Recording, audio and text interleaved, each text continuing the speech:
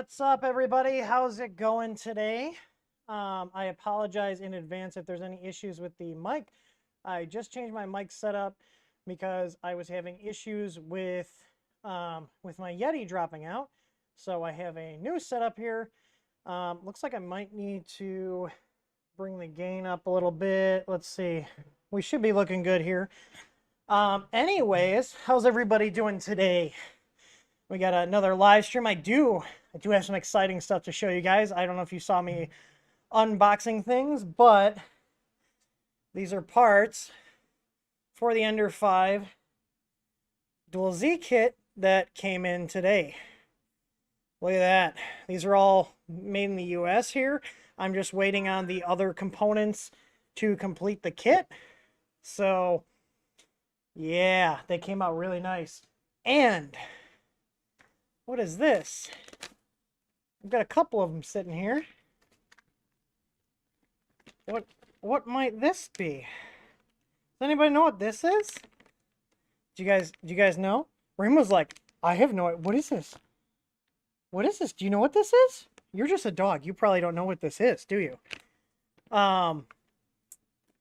Let's see.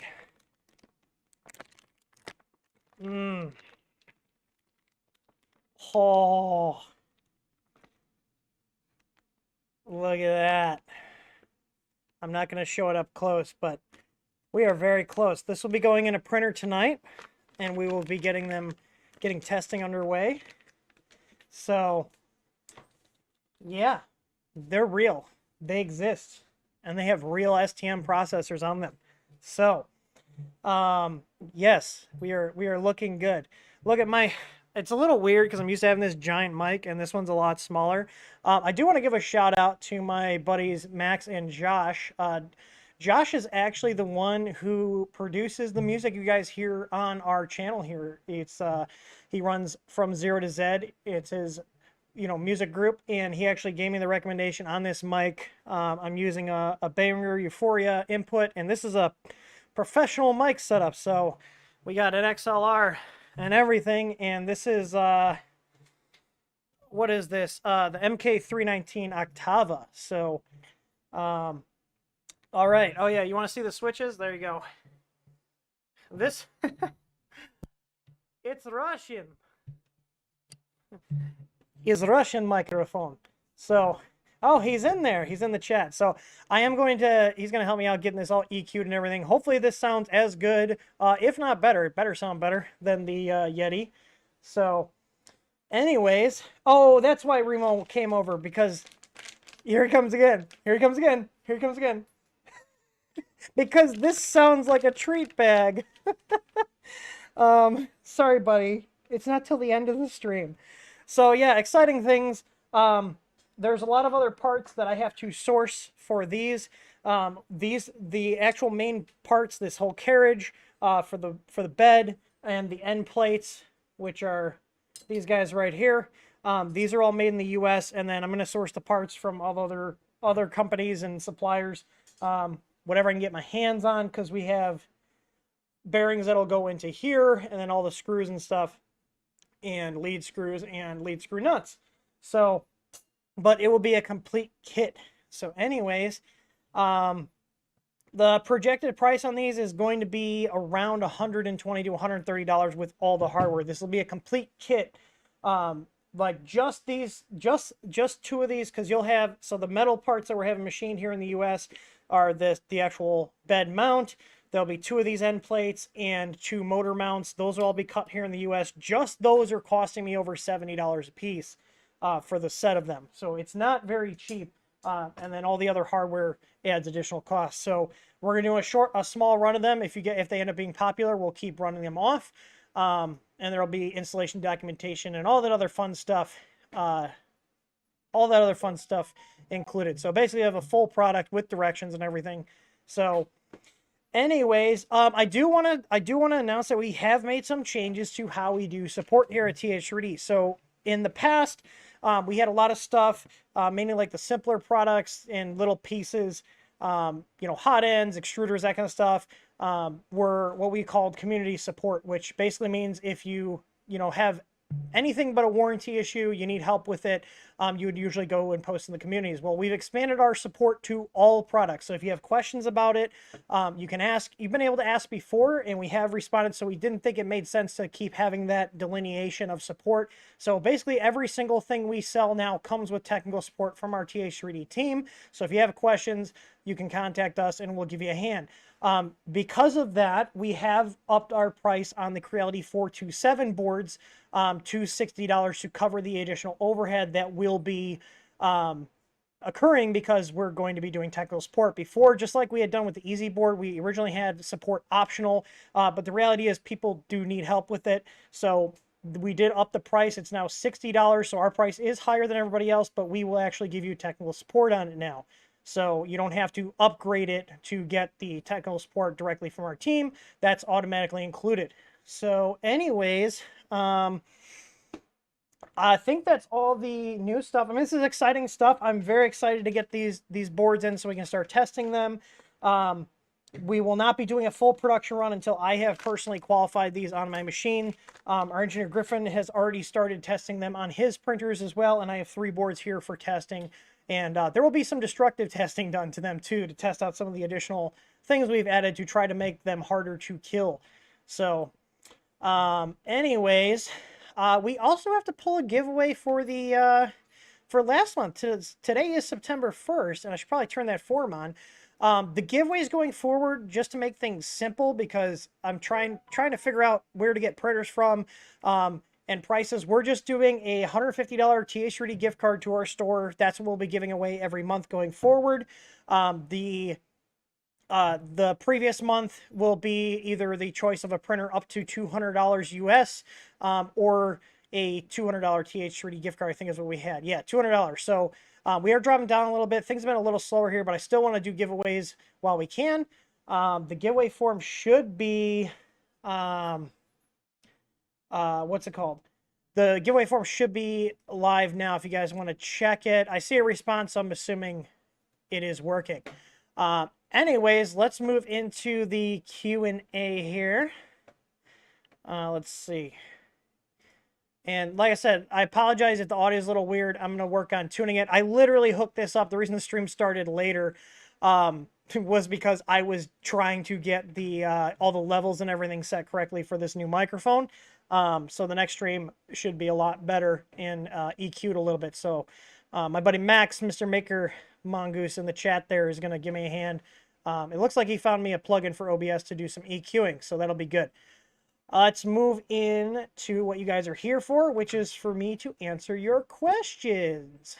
So let's see. Hopefully this microphone's not sending my data to Russia. But, I mean, I guess I'm putting it out there public. Just kidding. This thing is so basic. There's no smart stuff in it. It's just a basic mic. I like it. It feels very choochy. All right. Let's see here. I do have my noise suppression on, and I changed my noise gate to be a little less aggressive compared to the Yeti. So if it's cutting out, let me know. So anyways, let's see here. So the first question is from Albert Drew. He says he's having a problem with his EasyABL Pro connecting in Pronterface, just says connecting. So I do want to clarify, when you guys are saying things, make sure you're using the correct terminology. Your EasyABL cannot talk to Pronterface. Your printer's control board will talk to Pronterface. If you have an issue with your printer connecting to Pronterface and it's just timing out, it's either that you don't have the right COM port selected, you don't have the right baud rate selected, or you don't have the COM port free, meaning there could be a slicer connected to it that's tying up that COM port. If you have anything else connected to that COM port, only one thing can be connected to a COM port at a time.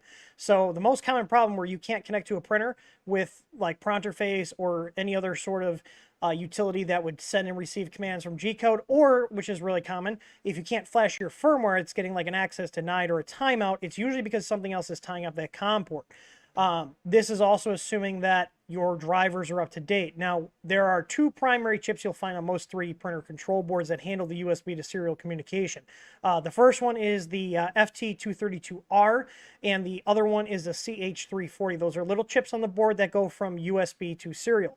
Now, some of the 32-bit boards have built-in serial controllers, and typically those drivers will be pulled down automatically when you plug the device into your computer.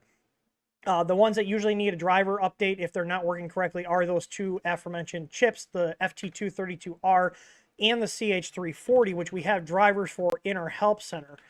Let me see, TS3 drivers, download. Let's see. I know we have them in here. Here they are. So the first link here is the CH340. And the second link is the FT232R. Now, you can look at the chip on your board to determine what it is. The FT232R will have a lot of pins spaced close together, and the CH340, the pins it has less pin count, so they'll be spaced out a little bit. But if you look at the top of the chip, it should say what it is. Now, these drivers, we try to keep them updated. They might be a little outdated, but the reason we don't always update to the latest ones is because we do know that these ones work correctly. So, yeah, so update your driver, make sure nothing else is tying up that COM port, and make sure you have the correct baud rate selected. The most common baud rates, if you have Creality printers and most other Chinese brands, they typically use 115-200 for the baud rate, and the other ones will use either 250K, so 250000. So those are the two baud rates to try. Try one. If it connects, then that's the correct one. If it doesn't, try the other. Those are usually the two baud rates that you'll see used on 3D printer control boards. Anything else is usually very niche and not what you see. So let's see. All right, so Kyle Feg is asking, what if there's a way to reset my EasyPi? It powers up, but it's not showing up my network with it directly connected to my router or wirelessly. I would double check, one, that your SD card is not cracked. A lot of people, when they try to change the SD card, whether they take it out to do the Wi-Fi config and put it back in, sometimes they're a little rough with it, and you can crack them. They're tiny little, tiny little cards. So you got to be very, very delicate with them. But the best thing to do to rule out any issues is to download the latest EasyPi image and re-image the SD card. And we do have a link for that in our help center. So I will post that there. There's directions on how to reflash the card. I typically use a program called Balena Etcher. I'm just typing. I can't type and talk at the same time. I usually use a program called Balena Etcher because it'll completely wipe out the card and then reset it up and then verify it. That's what we use to actually flash our image for our main master image. So that's the same image we use there. So if you guys rewrite that with your computer, then you'll be back to square one. What other thing you could do is see if your SD card is bad. Like with any product, they can fail. And we do have a tool here to test your SD card. Now, in order for that to work, you probably will have to re-partition the card, meaning clear it all out and start it over. But in general, this is a really good resource link to have because it guides you through testing your SD cards to see if there are any errors on it, to see if maybe, like, a lot of the cards I've gotten with the printers from China have cards that they say they're 8 gigs, but they're only like 512 megs.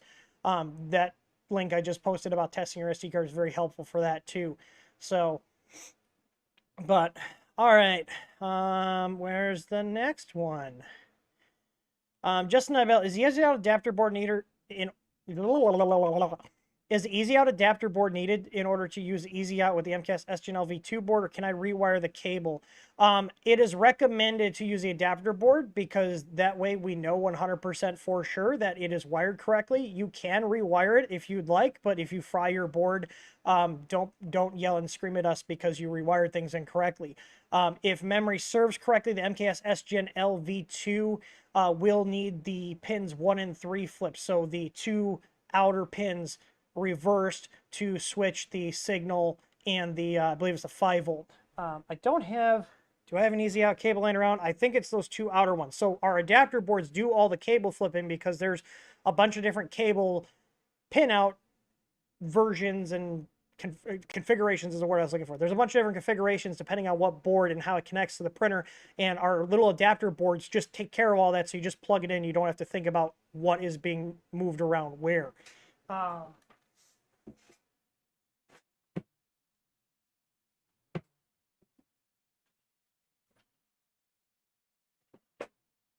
Huzzah! I have a cable. Yes, so the flip the red and white wires. So just D-pin them, put a little pin in there, pop them out, and flip them. Just make sure, because there is a little retaining clip on these pins that might get depressed when you pop them out of here. You might have to lift that little tab up on the JST pin to get it to lock in, because what might happen is if you press that in, you push the pin in, it's not going to pull, it's not going to stay locked in. So if you swap them and find the cables are popping out of the plug, that's why. But yeah, there's so many different board variations. What we do is we use our easy out adapters to get that wiring correct, so we're not being like, oh, hey, well, yeah, if you have this board, pop these pins out and move them here and move them there, because human error is a very real thing, and then we don't want people yelling and screaming at us because they shorted their board out. Because you got to remember, this is going on to your 3.3 or 5 volt rail, and if you short that out, you're probably going to kill your board. So you know, do it at your own risk. If you have common sense, then it's not a big deal. I've rewired, like on my test machine, I've rewired it because I don't want to have a million different adapter boards around, but I know what I'm doing. So if you know what you're doing, go ahead and give it a shot. But if you fry things, don't come yelling and screaming at us. So anyways, let's see.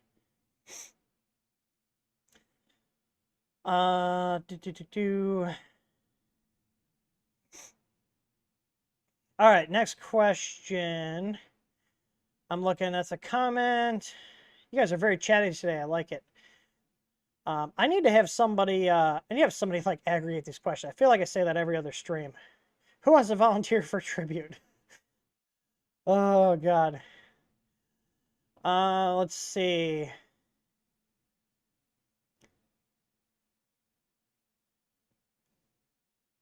Okay, Anthony says he's installing his EasyABL on Ender 3v2. He's trying to get Visual Studio for the life of me to work. It's been 2 days and tried everything online. So basically, for VS Code, the main reason that people have issues is because they don't follow the directions. And this is not me trying to be a dick. It's the reality. You have to open things correctly. And I'm going to send you a video because this comes up quite a bit. People yell and scream at us saying that VS Code doesn't work.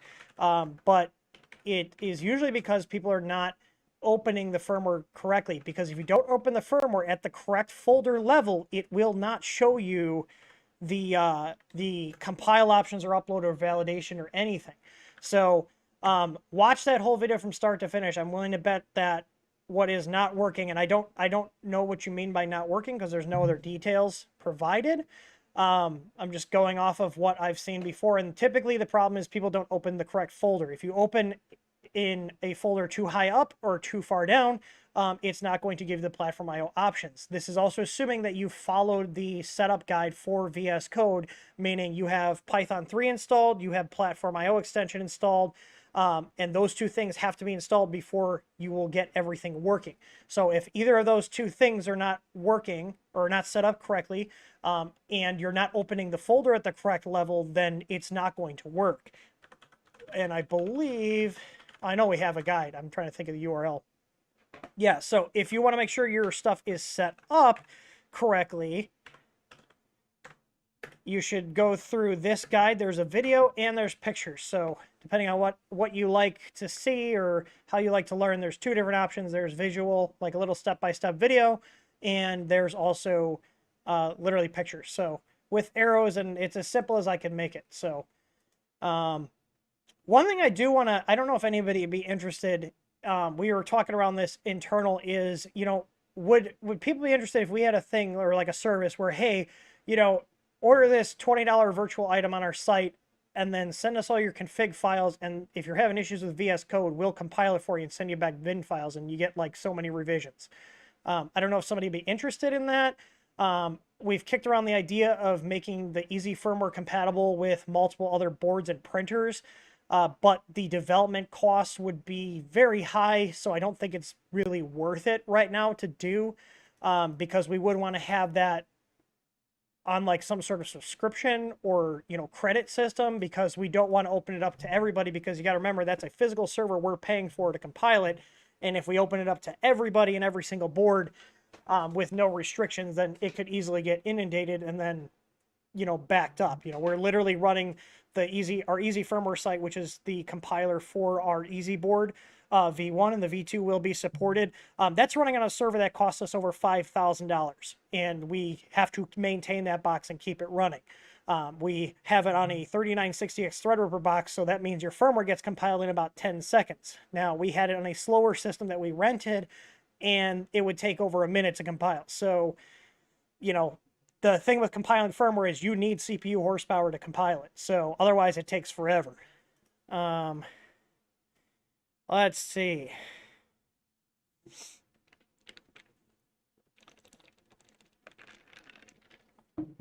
All right.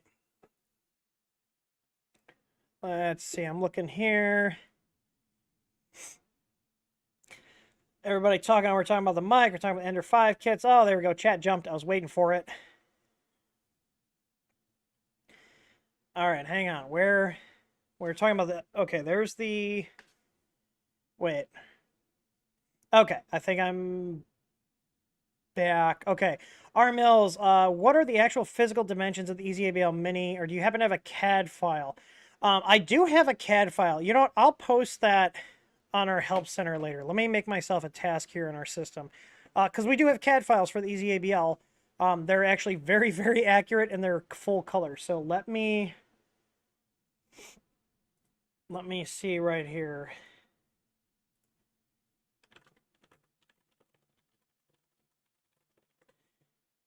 All right, hang on. I was just replying to our shop manager. She was asking me if she could receive a purchase order, because we did just get some inventory, and we have EasyCams back in stock. If you guys were looking or waiting for those, we do have EasyCams back in stock. All right, let's see. Post EasyABL CAD files. They're Fusion 360 files to Help Center. So those will show up in the Help Center shortly after the stream. I'll go ahead and put those up there. Tim's to-do list. Oh my God, okay, it's on there. All right, it's in my to-do list. All right, let's see.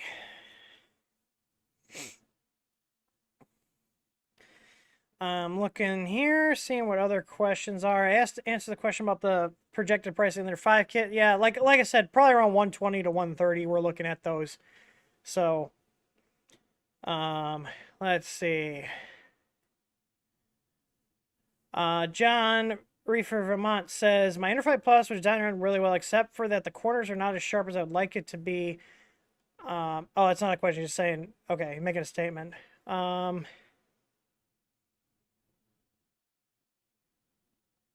Doc Brown, like the shirt, plan on doing any HA videos soon. So, there will be some home automation stuff going. I started recording the installation of my Hyperion setup for our projector screen downstairs, and I don't have a helper. I'm not Linus Tech Tips that's got, you know, a whole camera crew to follow me around. So I did record some of it with my phone on a tripod before I button everything up. So right now I have everything installed and tested, and I'm going to go over everything. So I'm going to take my phone on my little Osmo gimbal thing and show all the connections and everything. It came out really nice. I'm waiting on an HDMI adapter card because I got scammed by a seller on Amazon. It was like one of these Chinese drop shipping sellers that just ships their stuff to Amazon, because they advertise the HDMI capture card as 4K pass-through. So I'm running a 4K projector. Everything's 4K. My Chromecast, my Blu-ray player, my computer, my projector, my receiver, everything. The problem is when I put that device in line, it's supposed to just be able to capture the video signal passing through, even though it's only a 1080 capture, which is fine for the LED system. But the problem is it degraded the signal down to 1080p at 30 frames per second when I'm pushing 4K at 60 frames per second. So I had to send that back, and I'm waiting on some other ones. that are supposed to do a pass-through. I don't care if it's actually capturing at 4K. You got to remember, I'm only using, there's like 640 pixels across the whole screen, so it can capture it, you know, at 480p for all I care. It doesn't matter. But the problem is I need to be able to pass through that full 4K signal to the projector. Otherwise, I'm losing my quality. So I have two other ones I bought that say they'll do 4K pass-through with HDMI 2.0 and HDCP 2.2. We'll see if they are actually truthful in their descriptions, because the other one I purchased, which is one that Dr. Z's recommended, but Dr. Z's was only used in 1080p, said it was 4K and it wasn't. So that video is not going to like suck, but it's not going to be as detailed as I wanted it to, but it'll give you guys an idea of doing stuff like that. I also have some DIY and project type products on the way. I'm ordering a small quantity of some ESP boards, LEDs, relays, temperature sensors, light sensors, that kind of stuff. I'm ordering a bunch of that stuff to try to do some projects on the channel and also be able to supply you guys with those type of things too. So if you have any recommendations on what type of like little boards that can connect to like Arduinos and Raspberry Pis and ESP boards that you'd like to see us carry in the shop, let me know, because I do want to start branching out into that DIY segment, because that's something I do, and it'd be great if I could use my own stuff. Let's see. All right, we were talking about HA, so we went on a little tangent there. Let's see. Where's the next thing? Sent the links, dimensions. I'm going to post that. Oh my god, chat, why did you jump? All right, Blasto Supreme. Would you recommend the Chiron if it was kitted out with the conversion kit and easy ABL? If you want my honest answer, is I don't have enough print time on the machine to give that opinion. I think it's okay. I don't hate it. I do have, I don't know if you guys see here, I have parts sitting on the bed here. This will be a hangout stream.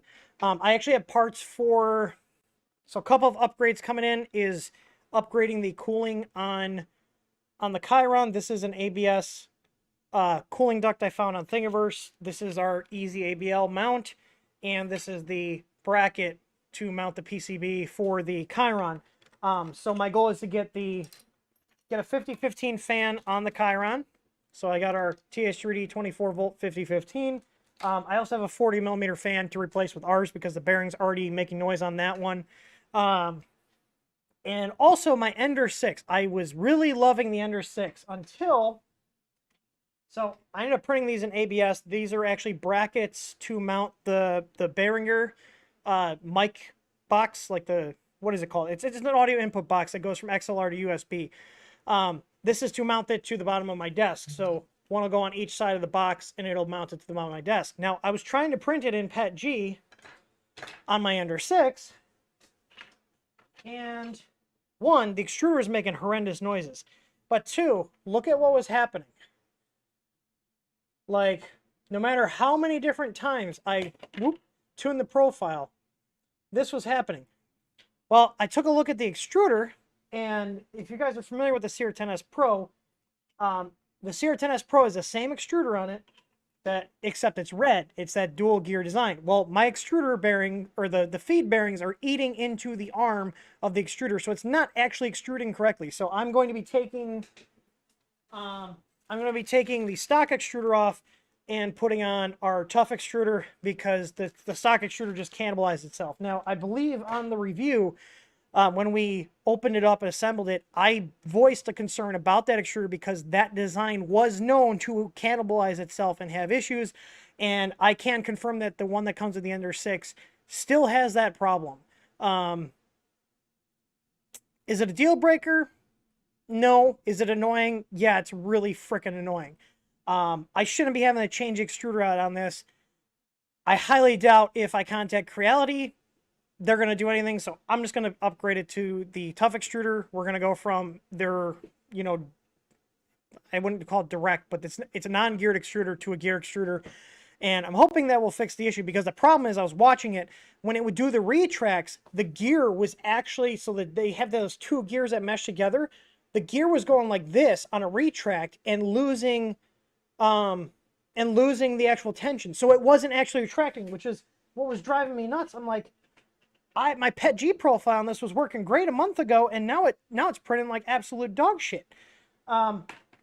It's because the extruder cannibalized itself. I have been using that printer a lot, and I've been pretty happy with it up until now. And there were times when I thought about going into the garage and getting the sledgehammer and taking it to the printer, and I was like, there's going to be a logical reason. I do hear like a screeching sound almost when it does a retract, like metal on metal, and yeah, it's the extruder. So I'm hoping that's all I need to do to fix it.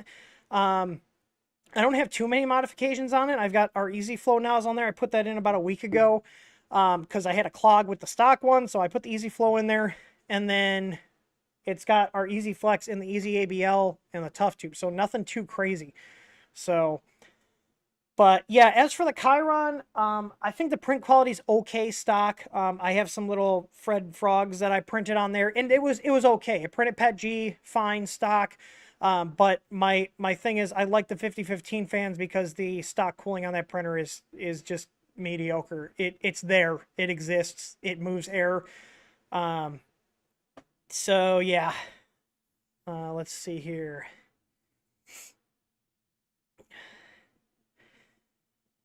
Let's see.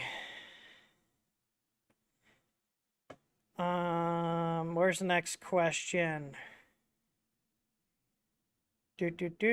How's my audio doing? I don't know how far back I can go with this, if I got to be right up on it. I mean, we'll figure it out. I do like that this is not as big of a microphone. So, oh my god, there's a freaking there's a freaking wasp in here.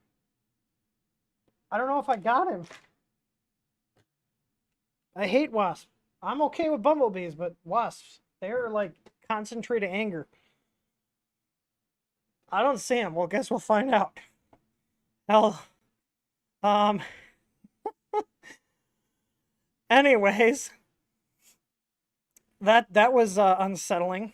Just saw something moving out of the corner of my eye. Let's see here.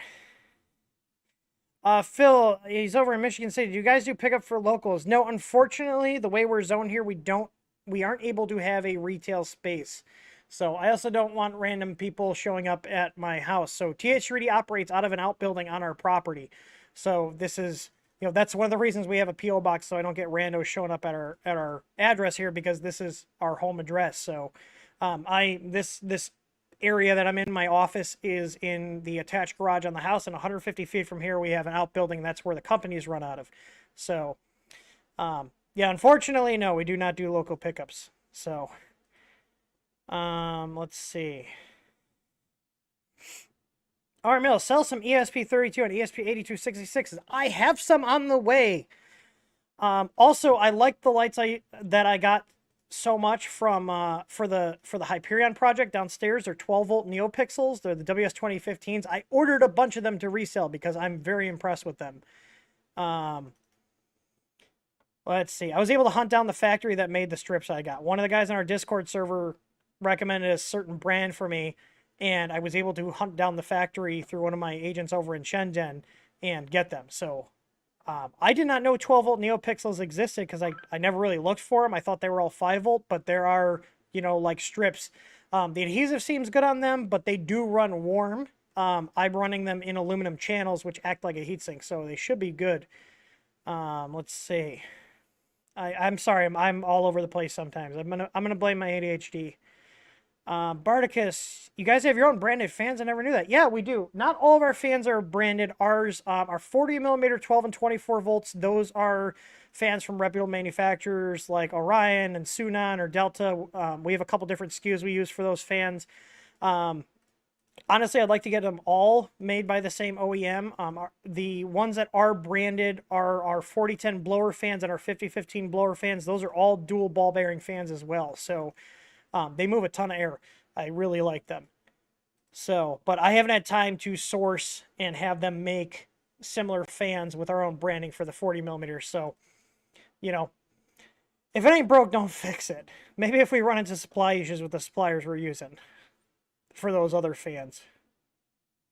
Let's see. All right. Chat jumped. I'm trying to figure out where I was at here. Nemo, I picked up one of those aluminum dual-geared extruders. I regret it and wish I went with a BMG. Yeah, they're garbage. I'm just gonna say it. Like we replaced the Sear Tennis Pro, had the same one on there. It cannibalized itself in about 3 months. The Ender 6, I don't know what. Look up when I did the video on the Ender 6. I've been actually printing with that probably 4 to 5 times a week since I did the video, and it's already cannibalized itself. Like I don't know why Creality keeps selling those extruders. Like they're like, oh, it's dual gear, but what they don't tell you is it's, yes, it does technically have a dual gear, but it's designed like shit.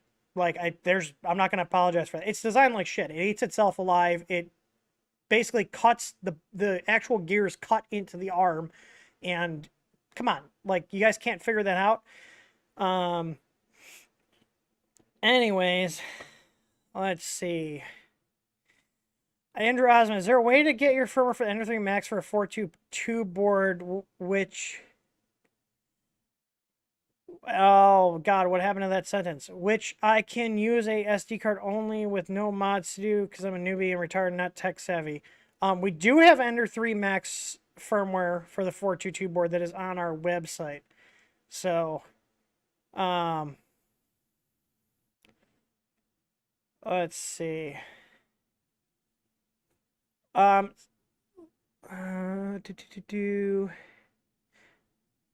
Sai made a new account. Yeah, I hid this guy Sai in chat. He was spamming the chat with the same question. Please only post your question one time, or I will just hide you because it's really rude to spam your question. We will try to get to it. That being said, I am at the end of the questions here.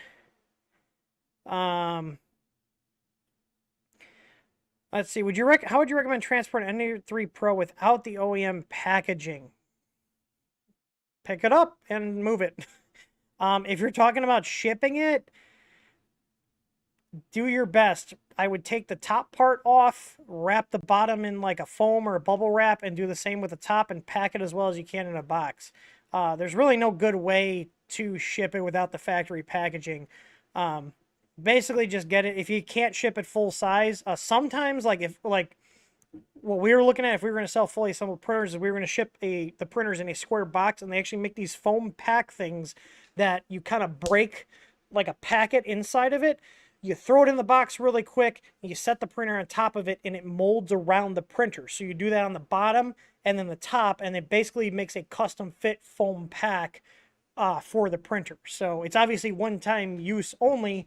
But there's like these, I can't remember what they're called. Someone might be able to tell me about it. Maybe they're called space packs or something, but it's like this silvery looking packaging, and there's chemicals inside them, and there's a packet, and when you squish the packet inside there, it causes a chemical reaction to generate foam, and that foam puffs up and then it hardens. So it makes like it makes like a custom fit foam packaging. So I think when we looked at them, they were like $8 to $10 a thing. But yeah, they're pretty cool. That's really the best way to do it if you want to slip it or ship it like full size. Otherwise, the best thing to do would just be get it as flat as possible, take the top upright, lay it down, and wrap the crap out of it with foam or bubble wrap, and then pack it into an appropriate size box. I would leave a couple inches. If you're going to do bubble wrap or foam, I would leave probably about 2 to 3 inches around all sides, and then make sure you ship it with insurance, because we know how shipping carriers can be, and I'm pretty sure they're just as equally crappy everywhere in the world. So, Vika says, there's a recommendation on cooling duct for Ender 5 Plus with a 0.6 flow easy flow, or a 0.6 easy flow. I'll eventually have the easy ABL. I believe the Hero Me fits that. I don't know if the Pets Fang has support for the Ender 5 Plus. Now, here's the thing, though. Here's a little tidbit. Stuff that fits the Ender 5 carriage typically will also fit the Ender 5 Plus carriage, even though yeah. So the Ender 5 and the Ender 5 Plus use the same exact X carriage. So if something fits in Ender 5, it will also fit in Ender 5 plus X carriage. So I don't know if the Pets Fang guy, Dave, made a mount for the Ender 5, or if that came out after he had already made the Pets Fang system. But speaking of the Pets Fang, when I do the work on the Ender 6, and I will be streaming this as well, so I have two printers that I want to do upgrades to that I'm going to stream, the Chiron and the Ender 6. So the Ender 6, like I talked about, I'm replacing their crappy extruder.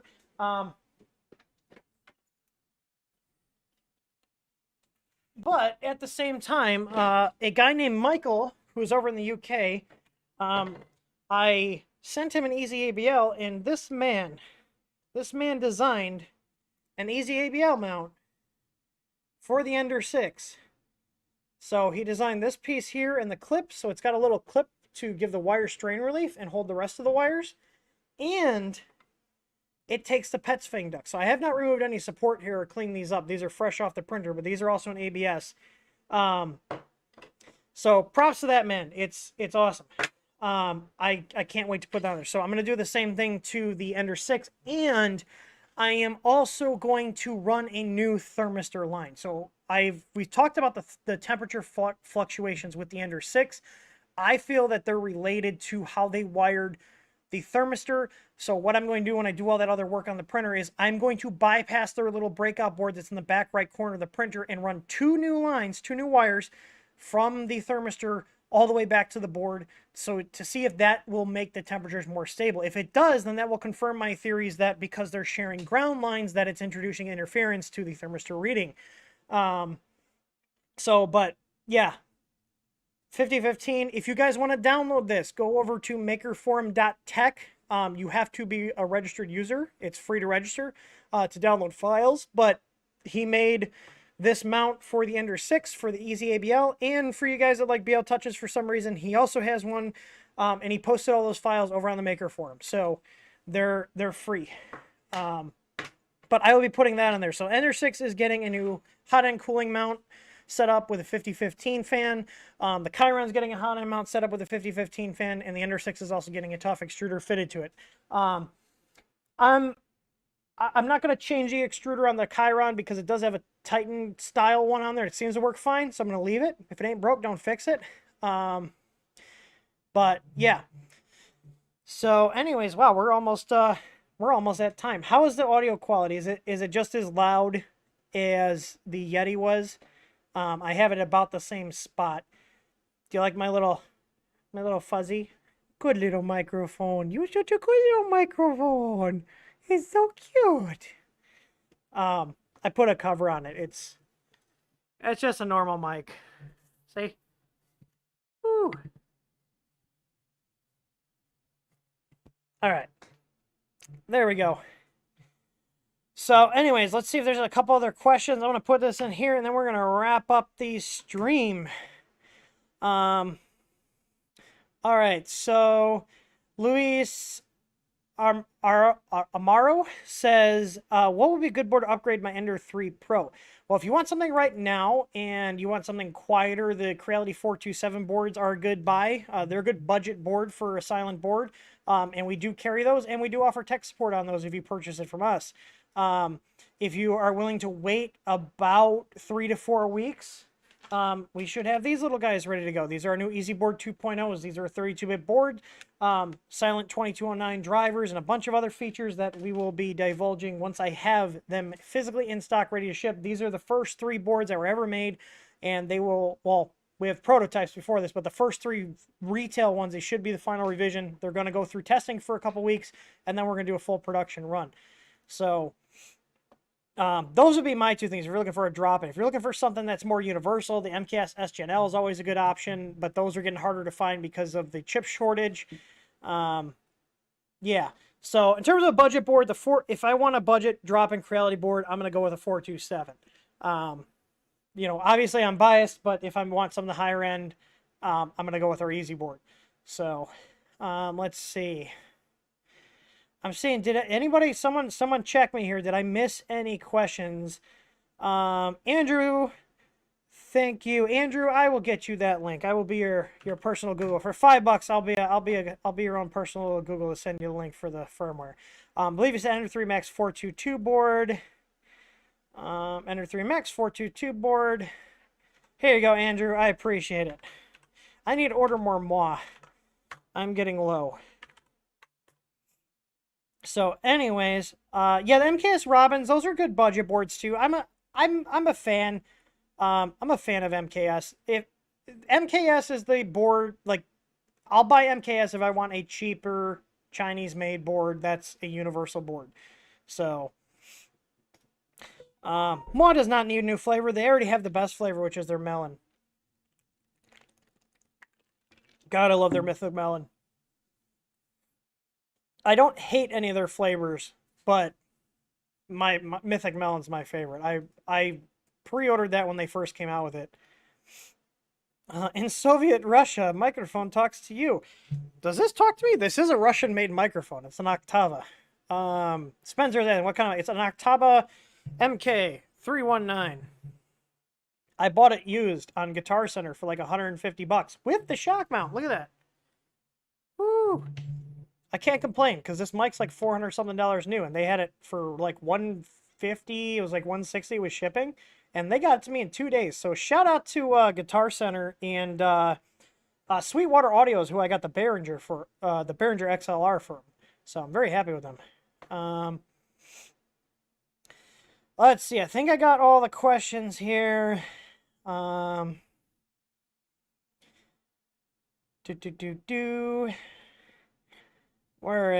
there was, I thought there was one other question, but I could just be spacing out here.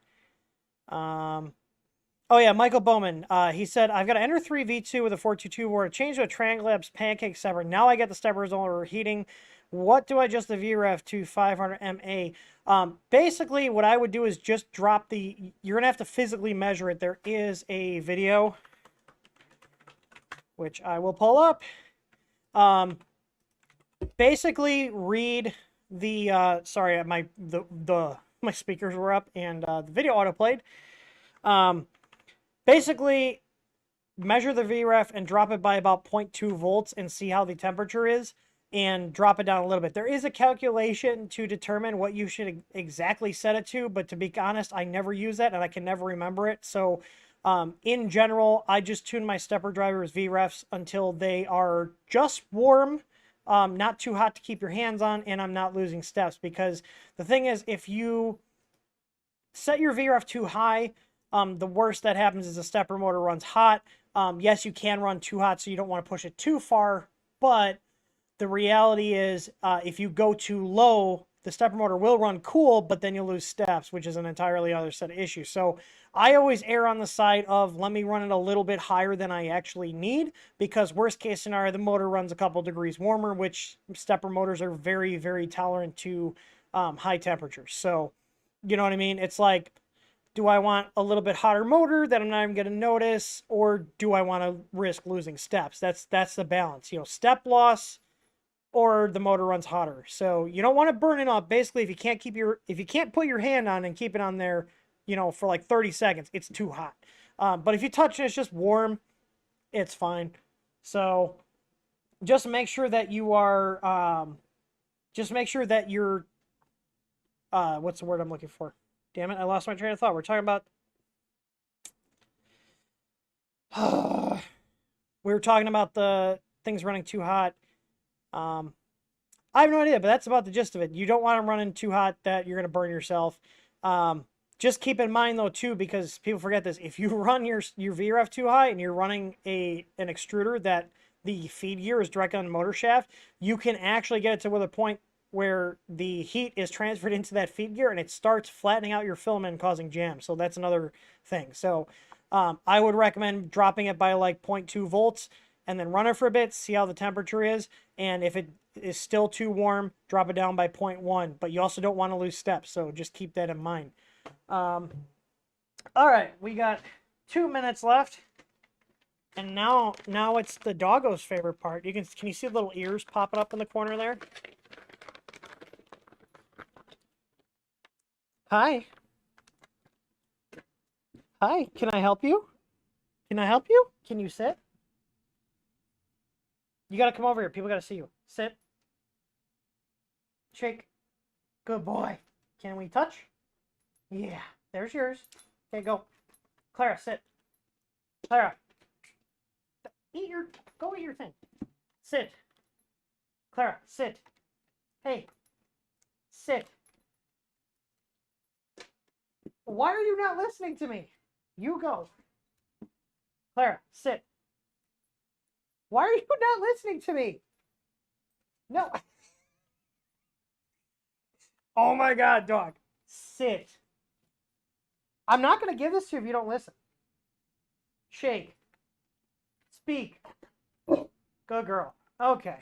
Dear God, what is with her? She does this all the time. Like sometimes, especially if a treat, she listens right away. Other times she's just like, oh, I know what you're saying, but I'm not going to listen.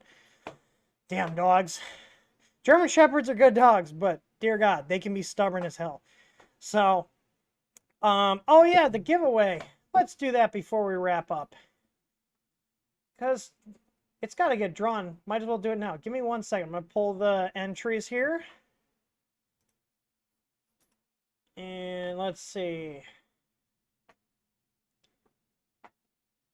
All right, let me pull this here.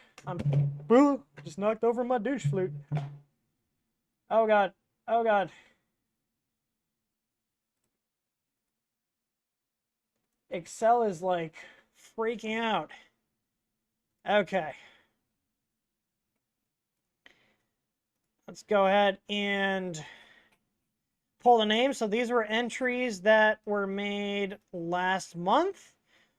Today's giveaway form is live right now. If you guys want to enter, our giveaway forms are only live during live stream, so you can only enter when we're streaming. All right. What is it? Wheel of Names? Is it wheelofnames.com? Yes, it is. All right. Let's see. So this is for your choice of a 3D printer up to $200 or a $200 TH3D gift card. Let's switch over here and let's draw. So I pasted in all the names on here. And, oh, look at my brother entered. You know what? I feel like that's a conflict of interest. All right, let's see who won the giveaway for August. All right, you guys ready?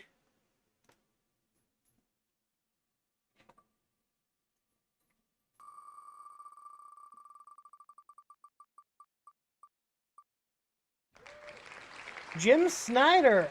Jim Snyder, I have your email, and I will reach out to you. Congratulations on winning. Make sure you guys go ahead and get entered in. We do a giveaway every single month here. And like I said, the giveaway form is only active during the live streams. So there is a grace period. I typically will let the form be active for about 30 minutes after the stream end date is. And yeah, I don't know if Jim is in here, but you do not need to be present to win. So I will go ahead and I have an email. So hopefully his email is correct, and I will reach out and see what he wants to get for his winning. So, all right. I got a bunch of stuff to do. And yeah, I appreciate you guys hanging out. Again, thanks to my buddy Max and Josh for helping me select a new mic, because the Yeti is a nice mic for the price, but the USB port is so jank. And that was the issue. I kept moving it, and I kept hearing doo-doo-doo, doo-doo-doo. I'm like, you gotta be kidding me. So anyways, I appreciate you guys stopping by. I hope you guys learned something. And as always, happy printing. Also, we still have a couple hats left in the shop if you guys want them. Go ahead and check them out. Go to th3dstore.com and get yourself some TH3D swag.